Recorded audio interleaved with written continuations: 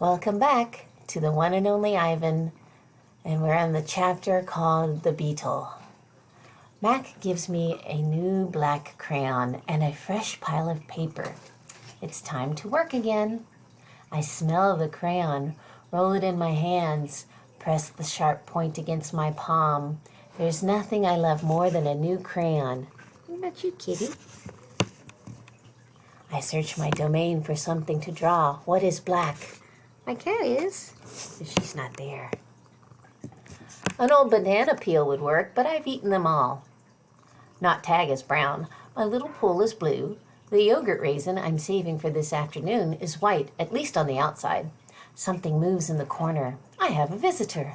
A shiny beetle has stopped by. Bugs often wander through my domain on their way to something else. Hello, beetle, I say. He freezes.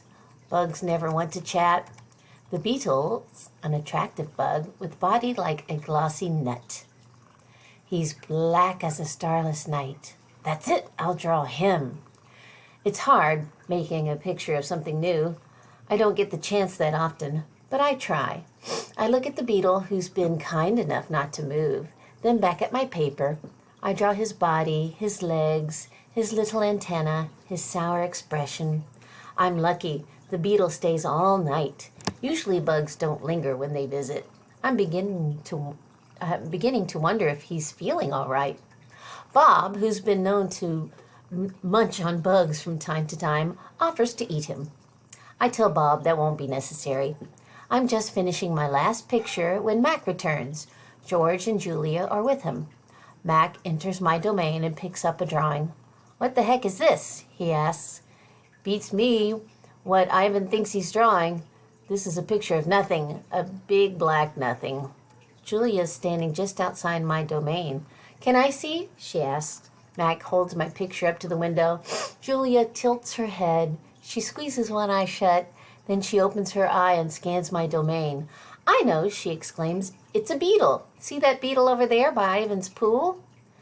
Man, I just sprayed this place for bugs. Mac walks over to the beetle and lifts his foot. Before Mac can stomp, the beetle skitters away, disappearing through a crack in the wall.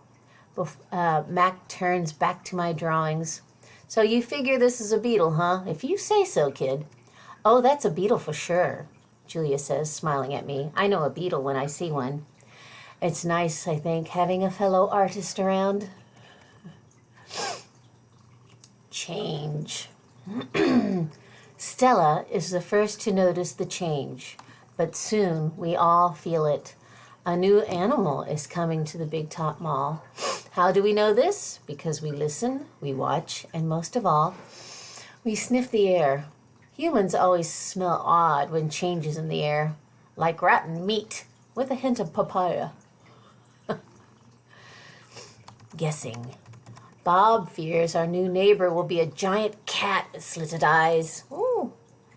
And a coiled tail. But Stella says a truck will arrive this afternoon carrying a baby elephant. How do you know? I ask. I sample the air, but all I smell is caramel corn. I love caramel corn. I can hear her, Stella says. She's crying for her mother. Oh. I listen. I hear the cars charging past. I hear the snore of the sun bear in their wire domain, but I don't hear any elephants. You're just hoping, I say. Stella closes her eyes. No, she says softly, not hoping. Not at all. Jambo. My TV is off, so while we wait for the new neighbor, I ask Stella to tell us a story. Stella rubs her right foot against the wall. Her foot is swollen again, an ugly deep red. Oh. If you're not feeling well, Stella, I say, you could take a nap and tell us a story later. I'm fine, she says, and she carefully shifts her weight. Tell us the Jambo story, I say. It's a favorite of mine, but I don't think Bob has ever heard it. Because she remembers everything, Stella knows many stories. I like colorful tales with black beginnings and stormy middles and cloudless blue sky endings. But any story will do. I'm not in a position to be picky. Once upon a time, Stella begins, there was a human boy. He was visiting a gorilla family at a place called a zoo. What's a zoo? Bob asked. He's a street-smart dog, but there's much he hasn't seen. A good zoo, Stella says, is a large domain, a wild cage, a safe place to be. It has room to roam and humans who don't hurt. She pauses, considering her words. A good zoo is how humans make amends. Stella moves a bit, groaning softly. The boy stood on a wall, she continues, watching, pointing, but he lost his balance and fell into the wild cage. Humans are clumsy, I interrupt. If only they would knuckle walk, they wouldn't topple so often. Stella nods. A good point, Ivan. In any case, the boy lay in a motionless heap, while the humans gasped and cried. The silverback, whose name was Jambo, examined the boy, as was his duty, while his troop watched from a safe distance. Jambo stroked the child gently. He smelled the boy's pain and stood watch. When the boy awoke, his humans cried out, "Stay still, don't move," because they were certain humans are always certain about things, that Jambo would crush the boy's life from him. The boy moaned. The crowd waited, hushed, expecting the worst. Jambo led his troop away. Men came down on ropes and whisked the child to waiting arms. Was the boy all right?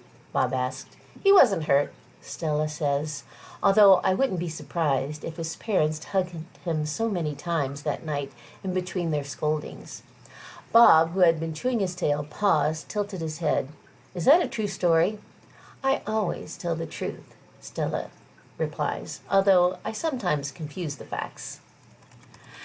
Next time we'll return with more talk of Jambo. Until then,